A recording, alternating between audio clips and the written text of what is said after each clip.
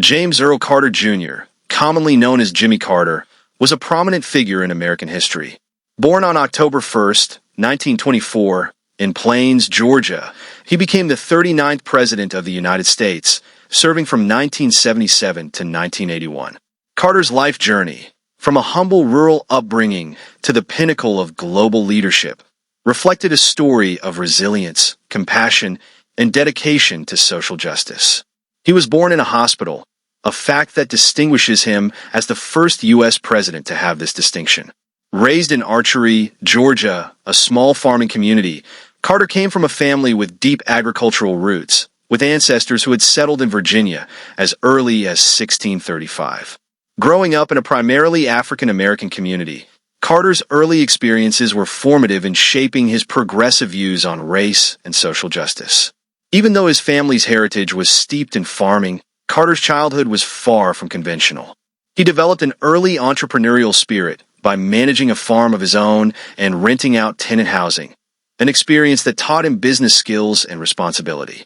At Plains High School, he excelled academically, participating in activities like basketball and the Future Farmers of America, FFA, where he developed a strong interest in woodworking and rural life.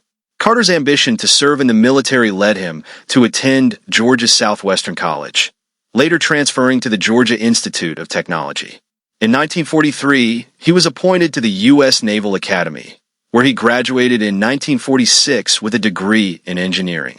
Carter's military career, particularly in the Navy's nuclear submarine program, was a defining period in his life. He served aboard several submarines, including the USS Pomfret and the USS K-1, and worked closely with Captain Hyman Rickover, a key figure in the development of nuclear-powered submarines. His involvement in handling the 1952 partial meltdown of the NRX reactor in Canada shaped his later policy stance on nuclear energy, influencing his decisions during his presidency. However, Carter's naval career was interrupted by the sudden death of his father in 1953, compelling him to return home to run the family's peanut farm. The transition from military life to farming was fraught with challenges. The year Carter returned to Plains was marked by a devastating drought, leaving him to depend on credit to sustain the farm. Carter and his wife, Rosalind, whom he married in 1946, worked tirelessly to modernize farming methods. Over time, their perseverance paid off, and the farm became more successful. This experience of overcoming financial hardships helped Carter develop a deep sense of resilience, a trait that would serve him well in his political career. Carter's political aspirations began to take shape in the 1960s when he served as a state senator in Georgia from 1963 to 1967. This period marked his first steps into the complex world of Southern politics, especially concerning race relations.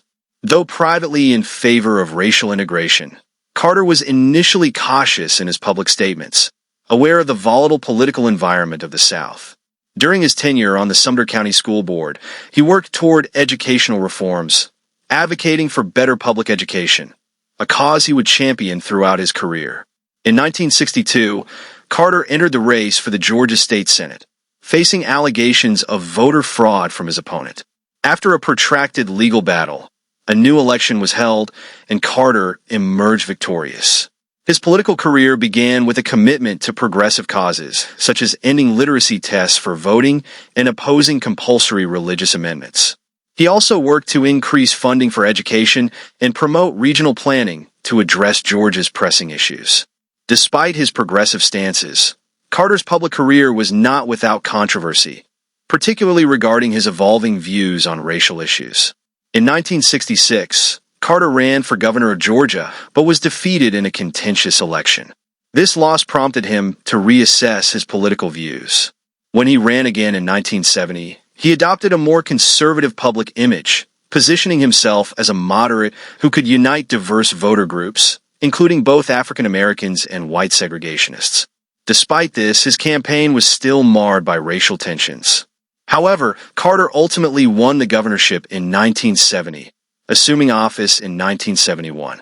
As governor, Carter focused on modernizing Georgia's government, consolidating state agencies, and reducing bureaucratic inefficiencies. He also pushed for reforms in areas like mental health and prisons, and made strides toward racial integration by ensuring the inclusion of black leaders in his administration. His financial prudence was evident as he worked to reduce the state's budget deficit, and he vetoed a controversial dam project on the Flint River, which earned him praise from environmentalists. Carter's national political aspirations grew after his time as governor. His involvement in Democratic Party activities, along with his participation in several planning commissions, expanded his political profile. Though he wasn't widely known outside of Georgia, his leadership as governor and ability to navigate complex regional dynamics positioned him as a strong candidate for the presidency. In December 1974, Carter formally announced his campaign, promising to restore integrity and transparency to a nation still recovering from the Watergate scandal. His outsider status became his strength, as he positioned himself as an alternative to the political establishment, advocating for ethics and accountability in government. Carter's campaign gained momentum, and in 1976, he won the Democratic nomination, overcoming established figures in the party. He defeated incumbent President Gerald Ford in the general election, winning with 50.1% of the popular vote and 297 electoral votes. As president, Carter focused on energy reforms, the establishment of the Department of Energy, and the signing of the Camp David Accords, which brokered peace between Israel and Egypt. However, his presidency faced significant challenges, including economic stagnation, inflation, and the Iran hostage crisis, which overshadowed his achievements. Following his presidency, Carter dedicated himself to humanitarian work. In 1982, he founded the Carter Center, focusing on human rights, disease eradication, and global peace.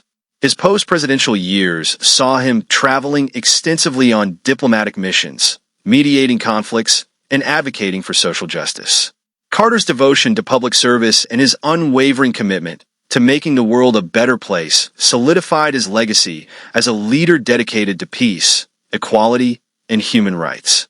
Carter's life was also marked by personal interests, including painting, fly fishing, and woodworking. A devout Christian, he became known for his support of women's rights in the church and his advocacy for LGBTQ rights. Despite facing health challenges, including cancer and falls, Carter remained active, even teaching Sunday school well into his later years. His marriage to Rosalind, which lasted for over 75 years, became the longest marriage of any U.S. president. At the age of 100, Carter became the longest-living U.S. president. He passed away on December 29, 2024, leaving behind a remarkable legacy. His commitment to human rights, peace, and social justice has made him a global symbol of integrity and compassion.